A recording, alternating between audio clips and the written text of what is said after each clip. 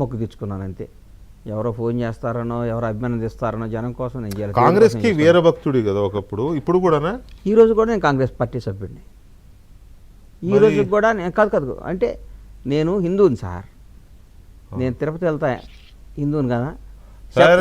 నేను అడిగిన దానికి మీరు ఆన్సర్ ఇవ్వాలి వెంకటకృష్ణ గారు. మీరని హిందూ అనేవాడు శబరిమల వెళ్తాడు, శ్రీశైలం వెళ్తాడు, వెంకటేశ్వర స్వామి దగ్గరికి వెళ్తాడు, కనకదుర్గం దగ్గరికి వెళ్తాడు, యాదగిరి లక్ష్మీనరసింహస్వామి దగ్గరికి వెళ్తాడు. అందరు భగవంతుల్ని పూజిస్తారు హిందువులు. అట్లాగే నాకు పవన్ కళ్యాణ్ గారు అంటే దేవుడితో సమానం, చంద్రబాబు నాయుడు గారు అంటే భగవంతుడితో సమానం. నాకు కాంగ్రెస్ పార్టీ అంటే ఇష్టం.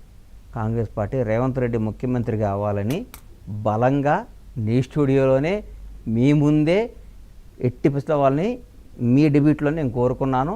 ప్రపంచవ్యాప్తంగా తెలుగు రాష్ట్రాల మీద రేవంత్ రెడ్డి గారు ముఖ్యమంత్రి కావాలని కాంగ్రెస్ పార్టీలో అందరు కొంతమందికి ఎట్లా పేరు చెప్తావు అన్నా కానీ నాకు అత్యంత సన్నిహితులు, గాంధీ భవన్లో కూడా మాట్లాడారు కాదు అత్యంత సన్నిహితులు, నాకు విపరీతం క్లోజ్గా ఉండే మంత్రులు కూడా నా మీద కోపం వచ్చినా కానీ రేవంత్ రెడ్డి గారే ముఖ్యమంత్రి కావాలి అని గొడవ చేసి 2 రోజుల ముందే అధికారంలోకి వస్తాం జనాన్ని మోటివేట్ చేసి కాంగ్రెస్ పార్టీ గెలవాలని మనస్ఫూర్తిగా కోరుకున్న మాట వాస్తవం.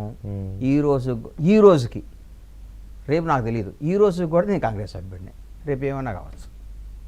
కానీ ఏపీలో తెలుగుదేశం పార్టీ నుంచి లేదా కూటమి నుంచి ఏదో ఒక పదవి ఎక్స్పెక్ట్ చేశారు గణేష్ అని. అదేంటంటే ఎఫ్డిసి చైర్మన్. నా స్థాయి పెద్ద సార్. అరే అంటే ఇప్పుడు అయిన చిన్నోళ్ళ ఇక్కడ దిల్రాజు అయ్యారు. నా స్థాయి పెద్దది అంటున్నా. వేరే వాళ్ళు కాదు నేను అంటలా. జీవితంలో నా స్థాయి చాలా పెద్దది నేను ఊహించుకుంటున్నా. రాజ్యసభ నా స్థాయి చాలా పెద్దది. నాకు అవసరమైతే భగవంతుడు నాకు ఇవ్వాల్సిన టైంలో ఇస్తాడు. అది ఎక్కడి నుంచి ఇస్తాడో కూడా నాకు తెలుసు. ఆ రోజు కూడా వస్తుంది. మీ దగ్గరికి వస్తా, మీరేం టెన్షన్ పడబాకండి. నాకేం టెన్షన్ చెప్తున్నా. నేను రావాలని కోరుకుంటాను. ఏ రోజు భగవంతుడు సాక్షిగా నా మాటనండి, నేను భగవంతుడు సాక్షిగా నేను పలానా ఏ వ్యక్తి దగ్గరికి వెళ్ళి నాకు రేవంత్ అన్న దగ్గరికి కానీ ఏ ఎవరి దగ్గరికి వెళ్ళి నాకు ఈ పదవి ఏమని కానీ ఈ పని చేసి పెట్టమని కానీ ఈ పదవి ఏమని కానీ ఈ పని చేసి పెట్టమని కానీ నాకు ఈ సహాయం చేయమని కానీ ఈ పని ఎవరిని అడగల. నాకు ఒకే సహాయం చేయమని అడిగాను. నాకు ఒక వ్యక్తి చేశాడు.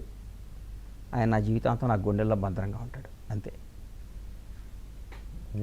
పేర్లు ఎందుకు అంటున్నా? నేను చెప్తాను పేర్లు, చెప్పను. నువ్వు ఎస్ఆర్ చెప్పను, నువ్వు చెప్పను, ఎస్ చెప్పను. అది అదే నాది ఒక్కటి నా పర్సనల్, ప్లీజ్ వదిలే. అరే అలా ఎలాగా?